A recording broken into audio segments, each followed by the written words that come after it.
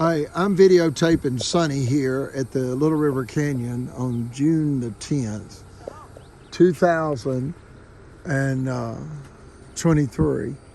And I simply want to say that I want Sonny to just say something for us. And I'd like to add the fact that, Sonny, ain't much change down here in the South. It's Klan country. They're just killing white folks for money now. True. Go ahead and take it away. Well, just like, the chief just said, here in the South, the Ku Klux Klan, everybody thinks they're gone.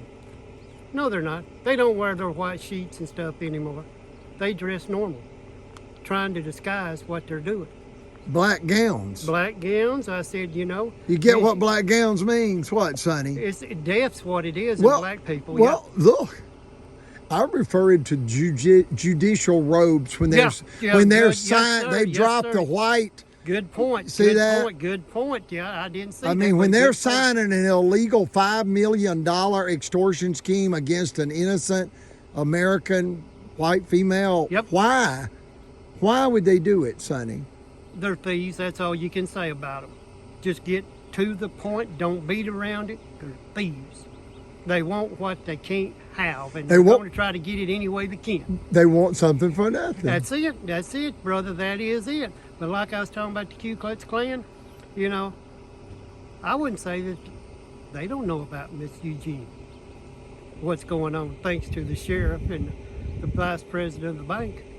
Because how many people does the sheriff come in contact with? Drinking that moonshine, homemade he ain't supposed to have, but he does. Which, I mean, it's dangerous for Miss Eujena. She's 83 years old. Who has she ever hurt? That's their intention. They have threatened her life. They've tampered with her car. Mm-hmm. Ask her. They've tampered with the braking system on her car and mine in the exact same fashion. They're pulling all the tricks, just like they did in the Ku Klux Klan era. The Ku Klux Klan, you can Google that and read about it on Wikipedia, but you can read about them on Wikipedia, and you realize that they were at their height of membership in the 1920s. Yep, they were. Now here they are back again. And what they were, they're just a collective force of evil. It is. It's follow the money. They wanted to anyway, steal the power and the control and the rights and the money from the African Americans, and now they're doing the same thing to white people. White people, yeah. And like I said, they're covering up. The sheriff's got, he's got a hand in it big time. Him and Margaret Lacey, the vice president of the bank, they're getting everything in this, but in the South, besides the Ku Klux Klan, we got something going for us with Miss Eujena and the chief's brother, Miss Donna's brother, and your other sister, is that Miss Rita? Well, close. It's Victoria. Victoria, excuse me. I'll get her name corrected. Lives in California. And the brother, he's the lead guitar picker for the Leonard Skinner band, But it's the Leonard Skinner family chapel of people, Christian people. Yeah, that's Miss Eugena's son.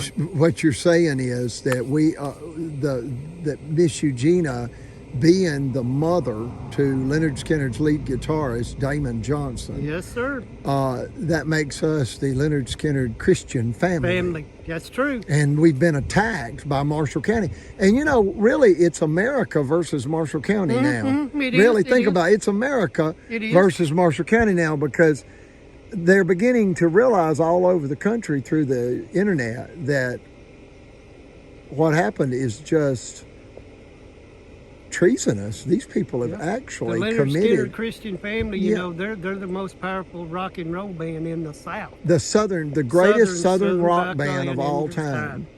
And also, now Led Zeppelin was the greatest rock and roll band, and Elvis Aaron Presley was the king of rock and roll. But the greatest Southern rock band of all time is hands down, no questions about it. No doubt about it. And you've got to understand it's Leonard Skinner. Yes, and you got to understand that Ronnie Van Zant passed away at age 29, and right at the time that Leonard Skinner had just taken off and become just an enormous success. Yeah, we got that power. In 1977, October, just a couple of months after Elvis Aaron Presley passed away. Well, you know, we got that Leonard Skinner He died. family, Christian family on our side, most powerful in the Southeast. Yeah, people really, you know, I never brought it up. I was just laying low about it. I didn't want it to make it look like I was trying to capitalize on that. A lady said, "Are you kidding me? These people are trying to kill your mother, and your brother is the lead guitarist for Leonard Skinner? And you don't want people to know? What are you thinking? Let them know before they kill your mother." And I was like, wow, well, you're right. Let them know the truth. Yeah, we got that in the South with Leonard Skinner, you know, and the lead guitar picker, but we got power with them in the South, all over the South, Southeast. But the thing about it is, like I said a while ago, we know God, we believe in God, we got the Spirit and the truth.